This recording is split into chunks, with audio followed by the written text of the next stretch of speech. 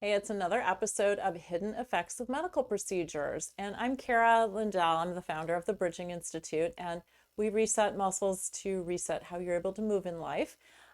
Today, we're going to be talking about what happens with your foot from being braced in an orthopedic shoe for 6 weeks, 8 weeks, 12 weeks.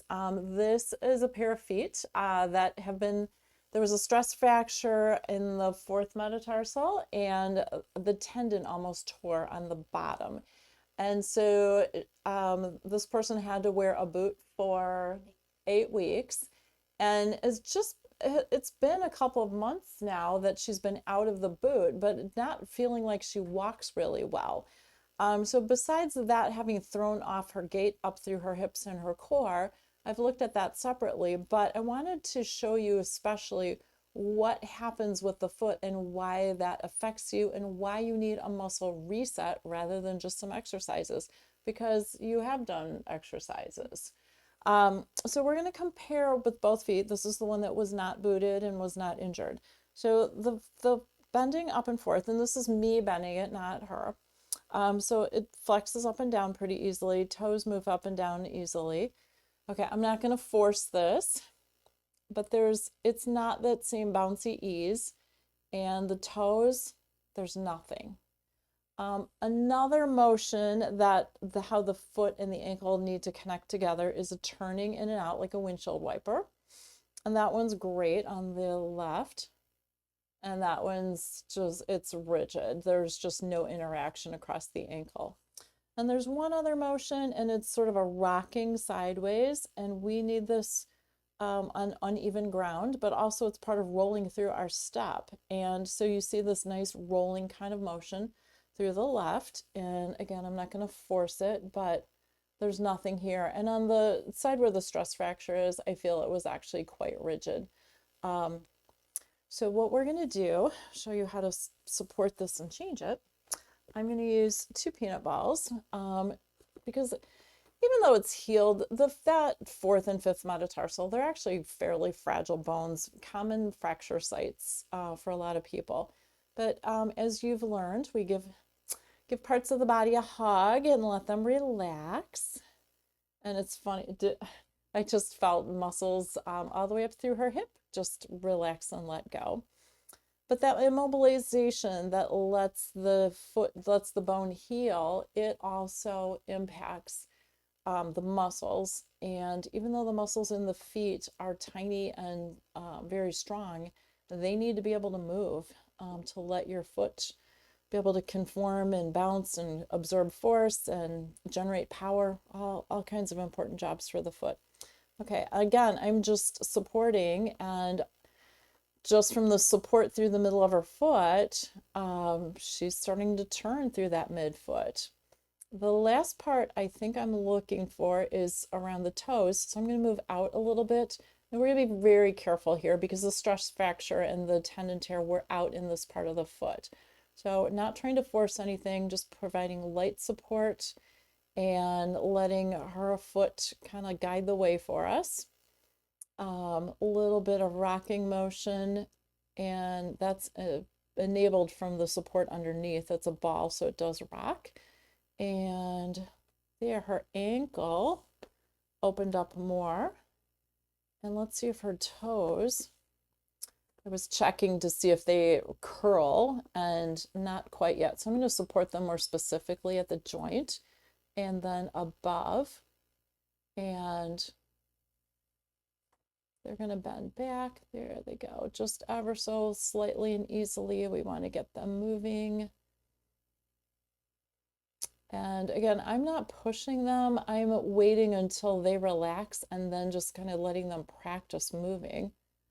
I'm going to just wiggle a little bit in some different directions so that the muscles have a little bit of play. There they go. They can turn sideways and roll around.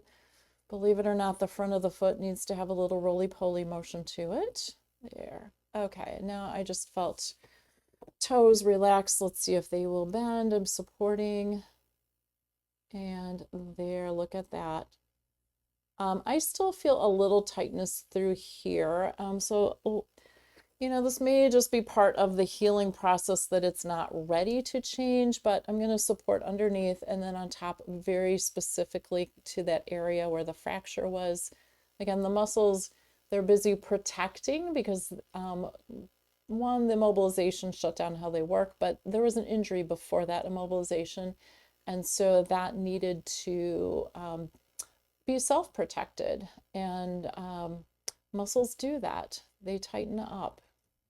There. Oh gosh. Her whole ankle just relaxed. Whew. Deep breath there. Wow. And so all the toes are moving so easily. And let's see if we've got some rolling side to side. Yes. Do we have some windshield wiper? Yes, we do. Let's see if they match. This may need a couple of passes to it because, okay, that's up and down, and I'm looking for how does this like shuffle in and out, slide together. Oh, there we go. That put itself back together very easily. Again, there was probably some protecting going on. And then this how it rolls from side to side. And okay, that is still not rolling. Tell you what, let's support one last thing there. And it's going to be a lengthwise. I'm going to let you lift here and just we're losing a sock, which is going to feel weird, but it's okay. There. Okay, let me put a sock back up. There we go.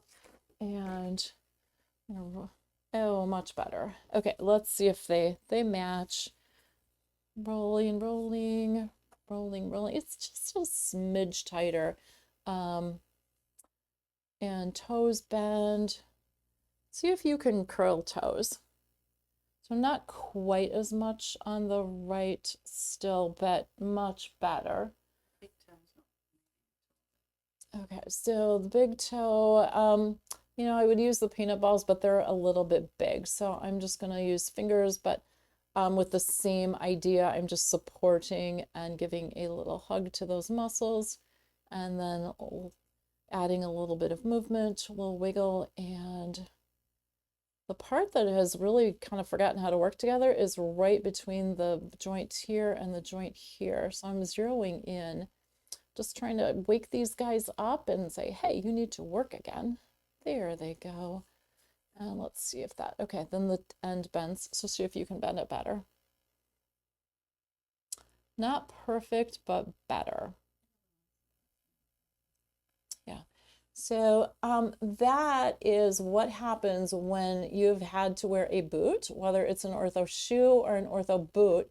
It just shuts all these different muscle interactions down here, and exercise does not, it gets your foot moving, but it doesn't get specific movements and specific sequences to actually sync back up with each other. So give these feet a thumbs up. It was really fun to work with that and show you something so specific and that is so common. There are millions of these. I see so many people wearing boots. If you want to see more of these videos about medical things that are causing some issues in the body, hit subscribe because we're doing a whole series of these. And if you're a professional who wants to learn more, information on our workshops is on the website. So thanks, and see you in the next episode.